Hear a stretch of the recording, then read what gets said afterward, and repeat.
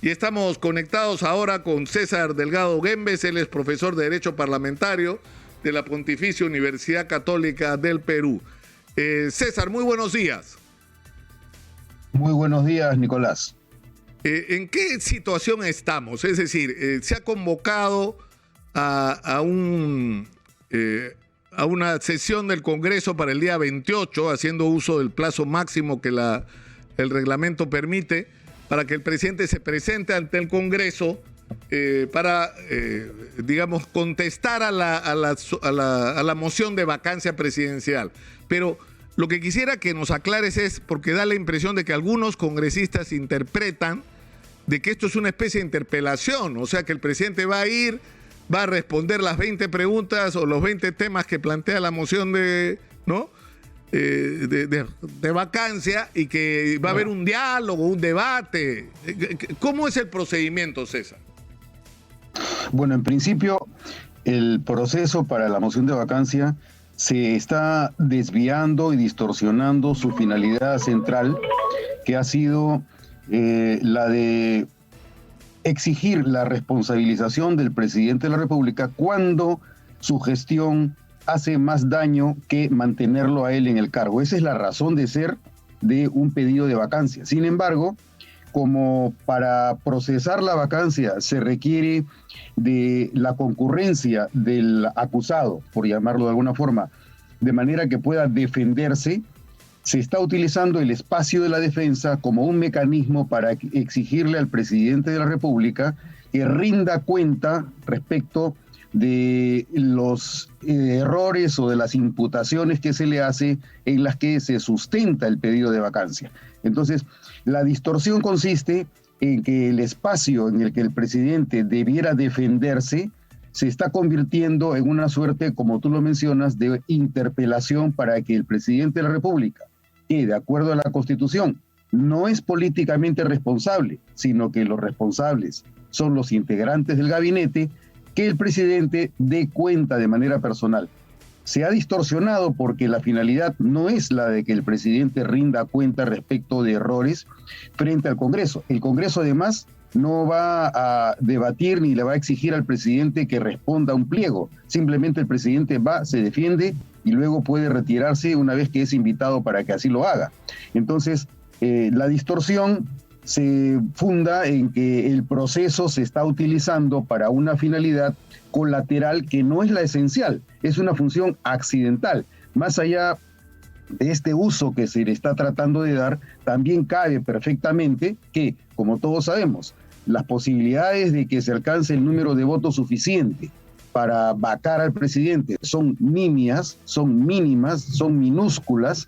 Entonces, nada impediría que ante el uso distorsivo, ante el uso desviado del pedido de vacancia de acuerdo a nuestra Constitución y el reglamento del Congreso, concluya en que eventualmente el presidente opte por no ir al Congreso, porque no gana ni pierde absolutamente nada.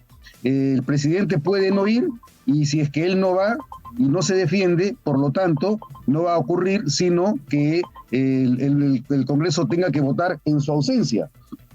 Votando en su ausencia, no se va a conseguir el número de votos para vacarlo. Entonces, ¿cuál va a ser el resultado? Que el presidente puede no ejercitar su derecho de defensa porque es absolutamente innecesario para él. Esa es la consecuencia que se puede prever del uso distorsivo que se está dando a la moción de vacancia. Claro, el presidente puede decir, ya dije lo que tenía que decir, y va a su abogado, e incluso entiendo que puede enviar por escrito su respuesta, y se acabó la historia.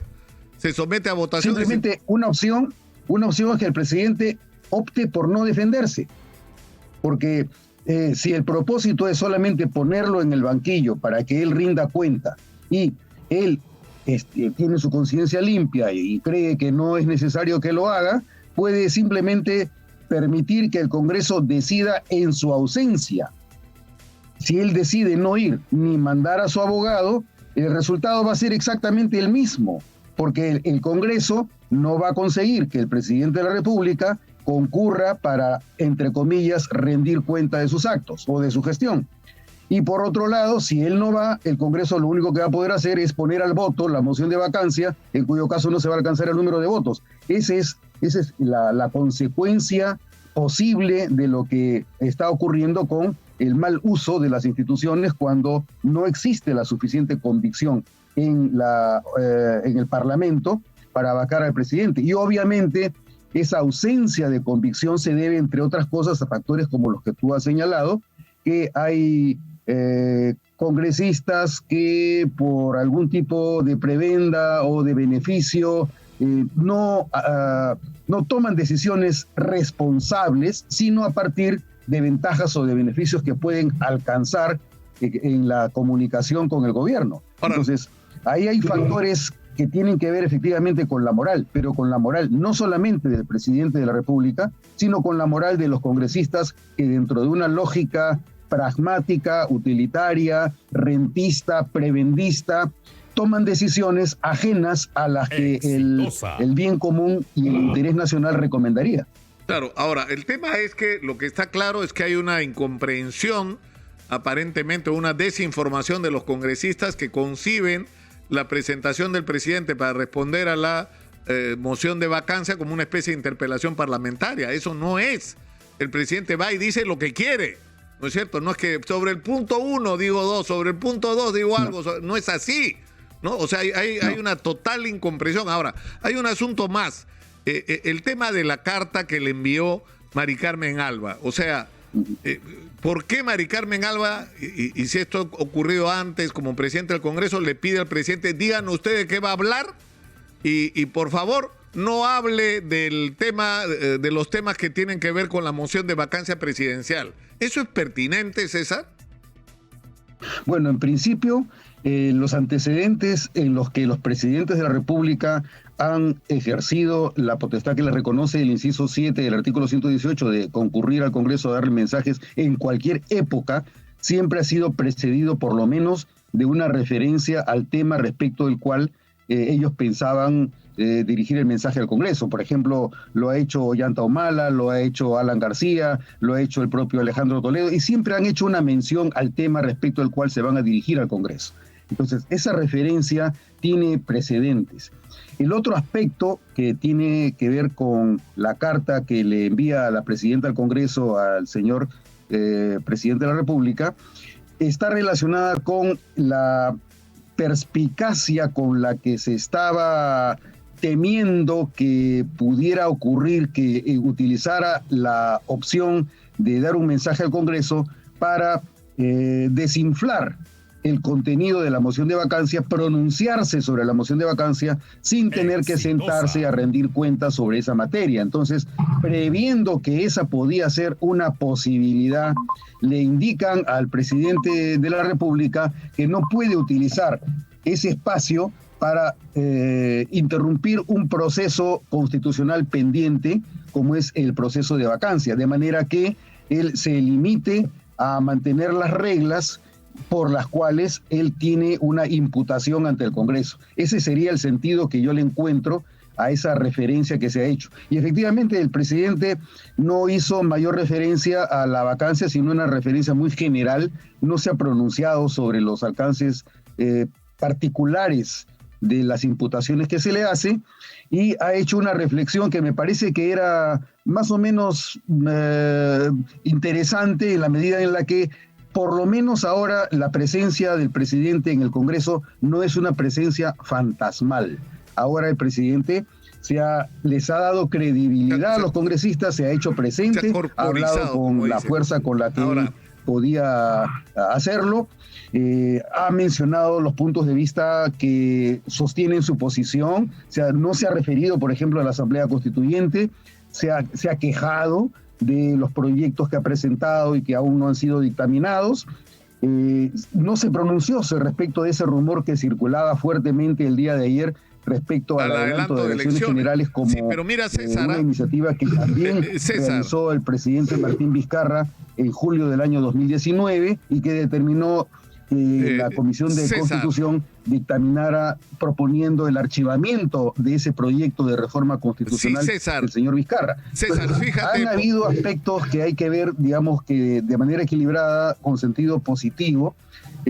Una cosa que omitió, por ejemplo, fue la referencia a la importancia que tiene que el Congreso defina cuál es el perfil que deben tener los ministros, que es donde se advierte el mayor número de errores en la responsabilidad del presidente por su debilidad en la capacidad con que cuenta para elegir a sus ministros o elegir al personal que lo rodea para asesorarse. Ese tipo de circunstancias me parece que todavía está en la sombra y necesita mayor aclaración, de forma que todos tengamos evidencia a través de los hechos que el presidente de la República tiene claro qué cosa es lo que tiene que hacer. Como tú decías en tu comentario de ayer, todos los días se le va diciendo al señor presidente de la República qué es lo que tendría que hacer y no lo hace.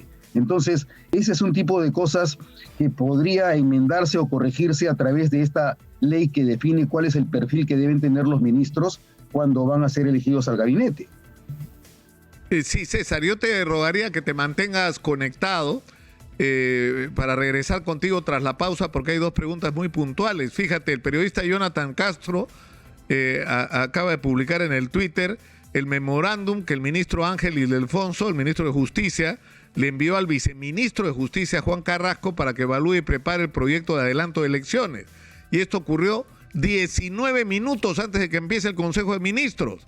Es decir, que todo indica que este tema del adelanto de elecciones si era algo que estaba en la agenda, es decir, que se suponía que el presidente iba a decir, si no llegamos a un entendimiento, entonces no nos quedará otro camino que buscar el procedimiento constitucional para adelantar las elecciones. Pero para eso había que producir una modificación constitucional y aparentemente ese es el documento que estaba evaluando Juan Carrasco, el exministro, actual viceministro de Justicia. Regresamos, por favor, contigo tras la pausa para hablar, en primer lugar, de este tema, de cómo sería un procedimiento de adelanto de elecciones para que sea constitucional. Volvemos. Te preguntaba, César, por el tema o sea, está claro ahora por las comunicaciones que se han revelado entre el ministro de Justicia y el viceministro Juan Carrasco, en el que le pide su opinión y la elaboración de un proyecto de ley para permitir el adelanto de elecciones. Es decir, aparentemente el presidente de alguna manera iba a introducir en su discurso de ayer el tema del adelanto de elecciones y decidió retirarlo. Pero, ¿cómo sería este procedimiento para que sea constitucional?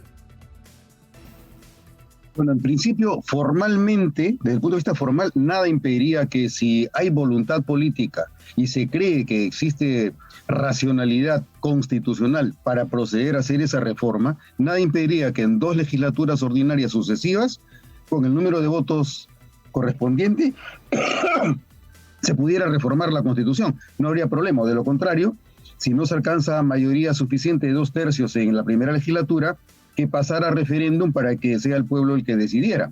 Esa sería una opción formal. Sin embargo, existen problemas de naturaleza material sustantivos, como son, por ejemplo, la naturaleza de un régimen político constitucional es que tienes un gobierno que va a durar en el país con cierta estabilidad durante 5 años. Si no existen las bases para que el gobierno prospere, lo que ocurre es que o tú te deshaces del Ejecutivo o te deshaces del Congreso. Los procesos normales, institucionales, para prescindir del gobierno o del Congreso son, para el presidente de la República, a través de una acusación constitucional por las causales que señala el artículo 117 de la Constitución, o el proceso de vacancia por incapacidad moral, su renuncia, su muerte, etc. En el caso del Congreso, tendría que ser porque el Congreso le ha negado confianza o ha censurado a 2 gabinetes, como consecuencia de lo cual el presidente de la República puede disolverlo. Pero si no existe una razón para que se acabe todo, para que se deshaga todo, para empezar todo de nuevo, no es muy, digamos, constructivo el proponer que todos se vayan, porque en realidad lo que estamos consiguiendo es adelantar simplemente la fecha de las elecciones para el periodo que en este caso sería para el año 2026. Entonces, y la pregunta más grave es, ¿con quiénes los vamos a reemplazar? Esa es la gran interrogante que siempre ronda. Si, por ejemplo, se vacara al señor Castillo Terrones y el que lo reemplazara fuera la señora Dina Boluarte, después se vaca la señora Dina Boluarte asume el presidente del Congreso, el presidente del Congreso convoca elecciones presidenciales, viene otro presidente, se producen crisis, en realidad sería interminable. Lo que tenemos que hacer es apostar por la institucionalidad y utilizar las instituciones de acuerdo a la finalidad para la cual ellos sirven. De lo contrario, esto va a ser un desmadre, se va a generar mayor caos que el que ya tenemos, y la verdad que no tenemos reservas humanas en las cuales confiar como para que los reemplazos nos den mejores resultados que los que estamos viendo. Los partidos políticos no están cumpliendo con su función de capacitar a sus militantes de manera que puedan asumir razonablemente los puestos estatales, dándonos confianza y gobernabilidad en el país. Ese es el gran problema que tenemos. No es lo que estamos viendo ahora. Lo que no estamos viendo es el fondo del asunto, que es que los partidos son los que tienen que soportar toda la desgracia que estamos viendo y no dan la cara, porque siguen funcionando con la lógica de que son clubes electorales que tienen solamente una etiqueta que se llena con las personas que más o menos quieran favorecer los intereses particulares de los, entre comillas, dueños de los partidos. Entonces, con un proyecto de adelanto de elecciones generales, todo lo que conseguiríamos sería agudizar los niveles de caos en los que ya encontramos y nunca terminamos de pisar fondo, porque siempre va a haber mayores niveles de desgracia y de miseria más abajo de donde creemos que vamos a llegar. No vamos a conseguir nada positivo. Por ejemplo, lo que de positivo tiene es lo que tú has mencionado, el recurrir al acuerdo nacional como una herramienta que puede impulsar el Poder Ejecutivo. Lo que puede impulsar paralelamente el Congreso es la utilización de la agenda parlamentaria, que es un recurso que está reconocido en el reglamento del Congreso, donde tiene que sentarse también el Poder Ejecutivo. Si se articulan acuerdos en el acuerdo nacional y estos acuerdos se canalizan a través de la agenda parlamentaria en el Congreso, obviamente pueden haber niveles de consenso superior si las partes tienen buena fe. Si no hay buena fe, todo va a continuar tal como estamos ahora, porque el Congreso va a desconfiar del presidente de la República, el presidente de la República y el señor presidente del Consejo de Ministros van a ver temores y fantasmas detrás del Congreso. Entonces, la única manera es sentarse a dialogar de manera sincera y responsable. Eso es lo que nos está faltando. César, te agradezco mucho por esta conversación, ha sido muy gentil. Un abrazo, un gusto hablar contigo. Muchas gracias, hasta luego.